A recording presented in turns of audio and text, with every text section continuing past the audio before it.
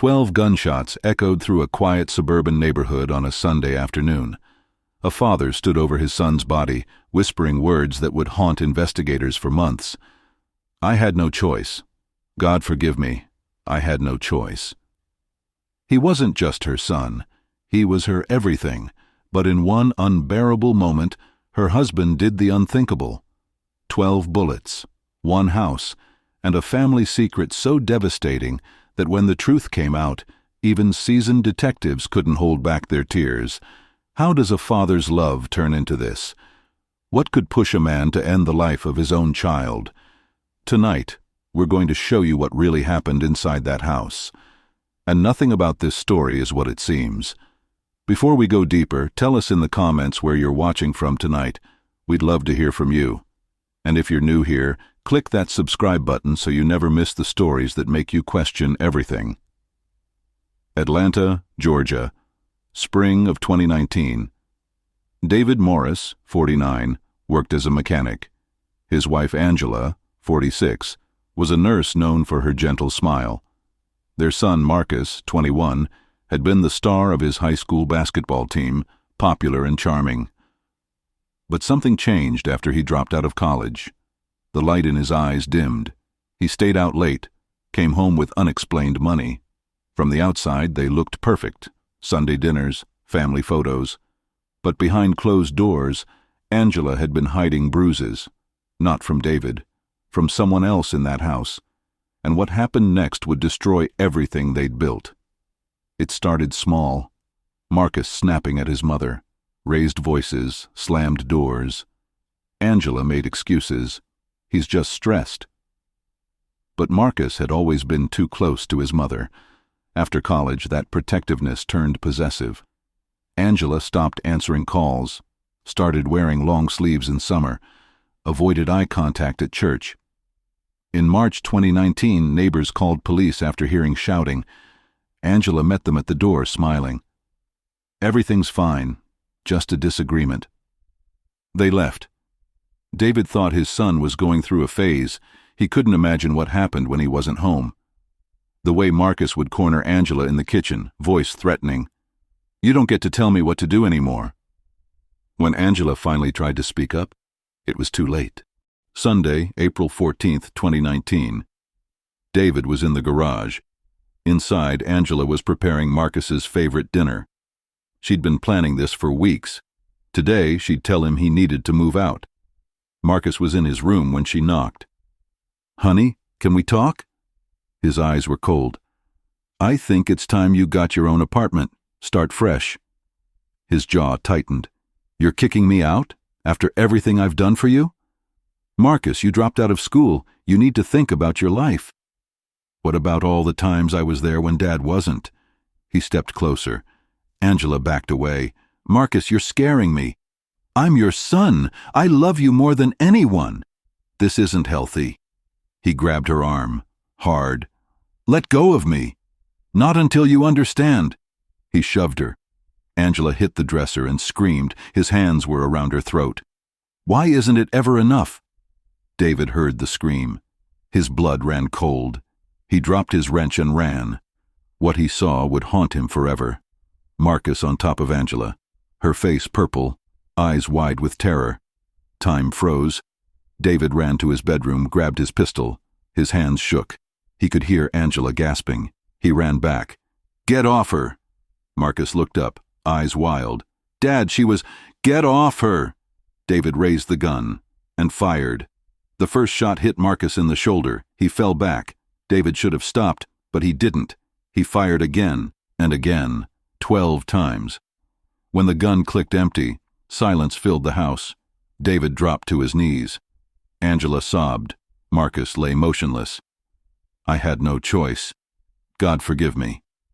But when detectives arrived, nothing made sense.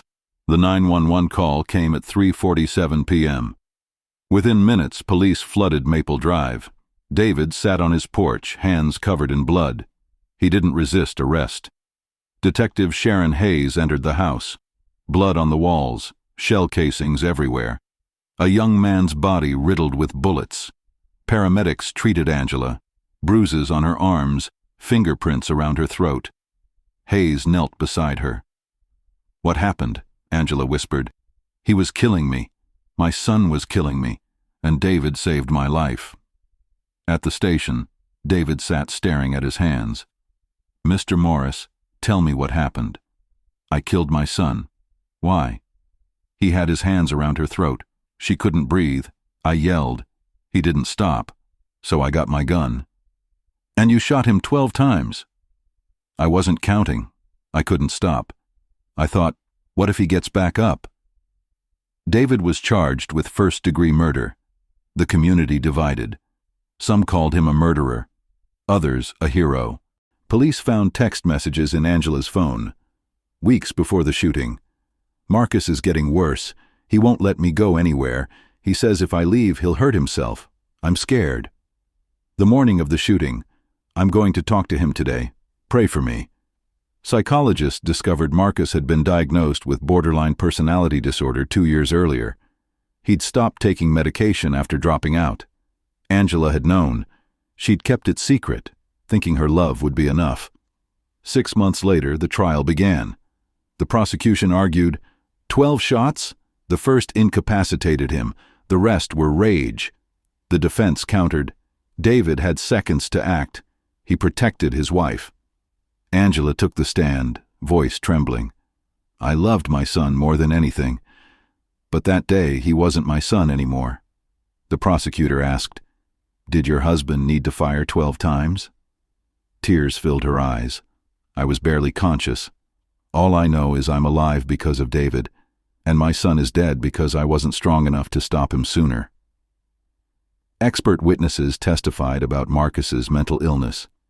He needed professional help, but he refused. No amount of love can cure a mental health crisis. Outside, protesters held signs. Social media exploded with debate. Everyone had an opinion, but the truth was, there were no good choices here, only painful ones. After 3 days, the jury returned. "We find David Morris guilty of voluntary manslaughter." Not murder, manslaughter. The judge sentenced him to 7 years. Before being taken away, Angela approached him. "I'm sorry," David whispered. "You saved my life. I killed our son. You stopped him from killing me." She touched his face. "I love you. I'll be here when you get out." David served 4 years. When he was released in 2023, Angela was waiting. They moved to a small town, bought a small house.